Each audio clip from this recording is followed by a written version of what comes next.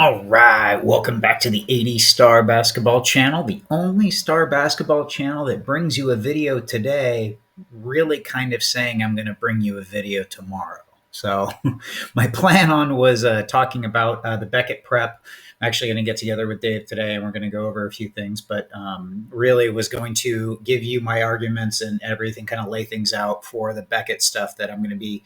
So, the interview's tomorrow, obviously, super excited. However, it's going to take a lot of prep, but we have some, and that prep really is actually just kind of managing it around of condensing what trying to say because there's a limited amount of time, and I really my concern is things devolving into other arguments or other not even arguments but topics that are kind of slightly off or kind of going around it and not getting to say what needs to be said. So um, be doing that. And I was going to focus my video on that today. However, I'm going to do that work on that video this afternoon, and I will get that video out tomorrow morning, hopefully. Obviously, we're not live streaming the interview. Beckett will record. I'll record. He'll record for his podcast. Obviously, I'll record for this channel. And I'll basically get out what I can when I can as soon as I can. But as far as today, simply I want to talk about pricing. Actually, today I had an interesting on the forum, interesting conversations back and forth that I kind of got into for specific reasons, and I'll share that in a second. But do want to say that I will have something out tomorrow for you for the Steve Taft, Beckett, and Dave and myself interview on the XRC versus the RC classifications and focusing on that. So as far as today, again, I'm going to talk about today is going to be kind of a stream of consciousness on pricing. And with that, what's really funny is I woke up and kind of there was two sales that looks like it's broken records in 8.5 BGS. I asked anyone on the forum to verify, but this is before my post has even gotten out there yet on the forum. But 8.5 sold for yesterday at 55,000. Pretty nice. 1.9, 8.5, 8 point, actually 9.5, 9.5, and 9 subs. Like this is a really nice card. So whoever got that and picked that up, that is just extremely solid. And I'm not sure if those are, scan specs or if that's the surface, but with a 9.5 surface, I'm guessing that's scans. But that to me is a really solid card. And I actually would have picked that up, I think. I did not see this. I don't know where it came from. If it is on eBay, I don't know if this is just an advertisement. I think this is, so I don't think that's eBay. So I'm going to wait to verify. The other one that sold was on eBay, and it was this one. Shows for 40,200. That's this morning that this happened. So take a look. We'll take a peek at that during auction action. So. But this just brings it on the topic of prices. It's funny because I posted just Dustin, a sports card dad. I posted his video out there, and for he did a video basically saying, "Hey, look at the fundamentals when you're buying cards," which is I totally agree with. It's all that it really is in terms of not being surprised by prices. Fundamentals are really where you should be focusing on. But what does that mean? It means a couple of different things. You can think of it as it's really context, and context with fundamentals is low populations. Is there news? It's just like a company. Think of it like that. It's just like if you're going to have a company, and what are the things that are you going to make a product that has that has a demand, and is there anything about the perception of this that is unique? What's unique about this company? And that's kind of it all kind of falls into the same fundamental. So when I do think of these cards, I'm very much a Warren Buffett type investor. I've invested for 20 plus years. I like to understand things and things that I find value. And, after that time, we've all seen things happen, price spikes, things that we've seen so many rages, we've seen so many falls, we've gone through the Great Recession, and seeing things, what they can do. And someone posted in the forum someone said, or I just kind of shared the link to Dustin's video, said, hey, Dustin's talking about this. And someone responded, said, well, I think my opinion is unpopular in here, but with a big price spike, do we see that this could fall? And I actually just thought that was common sense. I didn't see why that was an unpopular opinion. I kind of went, well, that's a natural, that's things you should be watching out for. Those are, big price spikes where all know that that's kind of a, it's like red flag. And what that almost turns into most everyone, it's something to look out for, that you have to be skeptical, always be skeptical. That's why humans, and what keeps the species alive is being skeptical. So I didn't see it as like an unpopular opinion. I think the unpopular opinion was, are these going to fall? These are going to fall. Instead of saying, could these fall, it's more like, this price is too high, these are going to fall. And that's where I kind of said, I actually got into what was kind of amounting to debating. I think there was about four or five that were kind of agreeing with this and talking to it.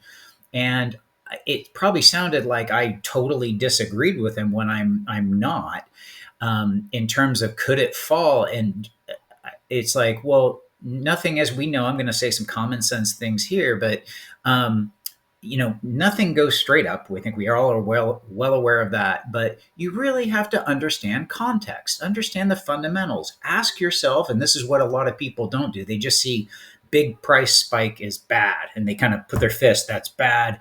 This immediately is wrong. And it's like, well, hold on. By probabilities, I understand what you're saying. More often than not, when we see straight price spikes and past a certain percentage, that is, as we quote unquote, unnatural for things. But I kind of am trying to say, and so it sounds like I'm defending it, going, no, price of this will keep going up and everything, and I'm not. I'm actually just saying, do I think the prices will? Yes, I firmly still believe, and I'm only talking the 101.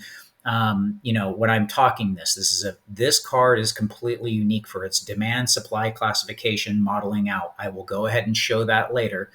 Kind of show it in modeling when I can get to that video. But for now, just because something spikes in price, that's what analysts are for, like stock analysts. And if you notice, sometimes things run up. I don't think this has run up. First of all, I disagree with numbers that are being thrown out there and things that are being said. First, you have to differentiate what is noise and what is factual. So always get to something that's quantifiable and factual. When you're going to talk numbers, and if you want to try and understand something, ask yourself questions like analysts ask. Okay, well, why do I feel, well, the price went way up? Well, what's way up? Well, it's this particular card is in a huge bubble. What is a huge bubble? Please, and those are the questions trying to get down to. This card, while I will say, is probably about roughly 125% up. I'll just say that in some grades, not in others, but roughly around there, I would say. So if that is not agreeable, I could say anywhere from 120% to 140, and maybe even 150. I've seen things, and that's been done in 6 months. Now, what I would say is, I guess for stocks, I've seen some things 10x in 6 months. I've seen things go up 120% in the matter of a week. So you really have to start breaking it down. Okay, well, with context of what you're looking at, start asking yourselves questions.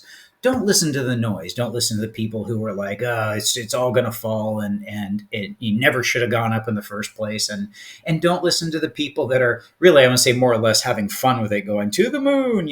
They're just enjoying the ride. But don't listen to either noise on any side.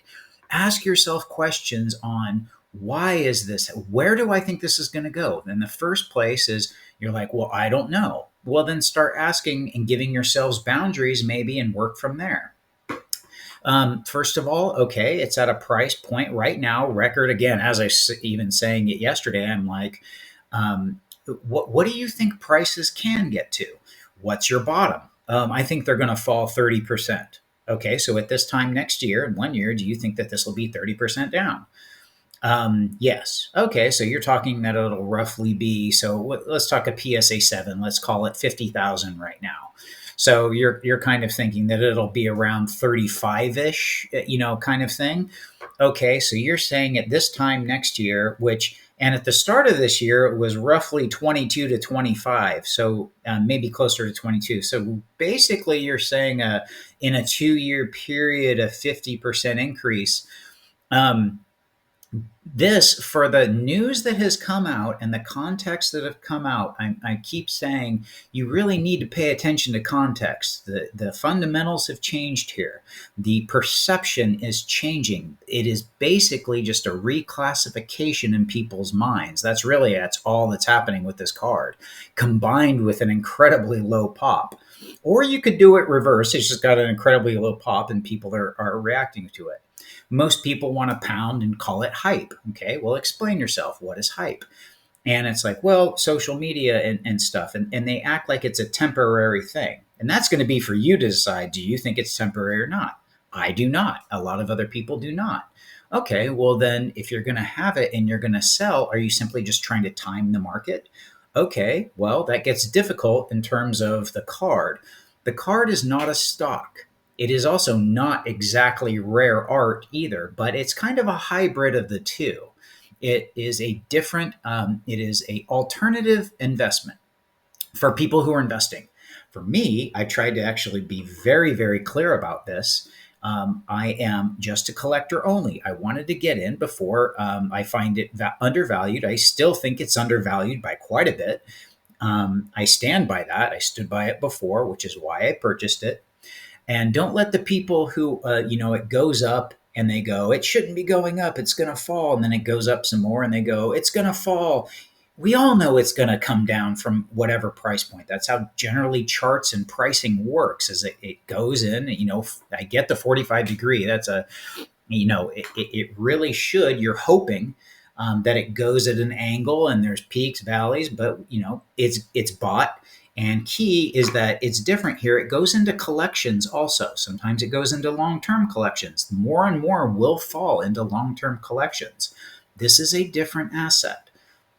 So you just need to be aware. And at the end of the day, if you don't have the card, and you don't understand it, the best thing to do is, I kind of like, again, Warren Buffett, Charlie Munger's just like, you don't have to be smart, just don't make a bunch of mistakes and hit pause. And as Warren Buffett says, when I don't understand something, I hit pause. If you don't understand it, hit pause. If you can't find, remember I said, question yourself, ask yourself questions. Okay, is this going to fall to what? If it falls to that, do I think it could fall more? Or am I going to buy there? Start kind of formulating a plan. And if you still don't understand, like, well, what do you, and then ask, what am I going to do then? If it goes up a little bit more, do I sell again or do I hold on? Try and figure out what your plan is for the card and whatnot, and you'll feel more comfortable about pricing. If it's just simply too expensive of a card for you to comfortably own, that sounds like a big pause to me. Or if it's something you really want to own, to be honest, if I didn't own 2 copies, I would have bought in that 8.5 yesterday. Absolutely no problem. I would go out and I would purchase a PSA 7. That it is something I want. Also, don't, one of the hardest things to get past is ourselves. Actually, it's your biggest barrier, really. You have your own biases and you have your own financial constraints. Well, we tend to project our financial constraints onto other people or situations. Like saying, I personally would never buy, there's some rare art that's $5 million. I wouldn't pay $50,000 for it. I wouldn't even pay $3,000 for it. However, there's 100 people out there that will. And you simply saying, you can't say, oh, it's not worth it, simply because you wouldn't do it. If there's a whole ton of buyers and they're buying for reasons like they want to be collectors and collections, and they're going to be putting it into their collections, guess what? It's worth it. It's just not worth it to you. So, you have to, and I have to self check and we look at ourselves in the mirror and we have to go, okay, what am I willing to get? What am I not? But if you start asking, what are the reasons why it's going up in price? And do I validate those reasons? Do I think that that's sufficient? If you don't, then that's your answer. Really, don't listen to anyone else at the end of the day. It comes down to your comfortability, but do ask questions. Ask questions of other people too. That's one of the things I do. So I don't stick my head in the sand, and avoid data analysis by people. If you're going to come to me with your emotions and your feelings about what something should be, it's as irrelevant as my feelings and my emotions on it. It's both of it irrelevant. The things that matter are, kind of quantitative analysis, what's tangible, what's perception. Are perceptions and classifications changing in people's eyes? The media is showing it. Yeah. Is that temporary? I sure as hell don't think so. So, again, this was kind of a rant, but I did want to give a stream of consciousness and whatnot for this. Again, I'll get that video out tomorrow. But for those of you who are wondering where price is, I hope maybe I answered a few things, or maybe I helped give you just ask some questions. Ask questions from yourself. What are your expectations, and then what happens if those expectations are met? Then what do you do?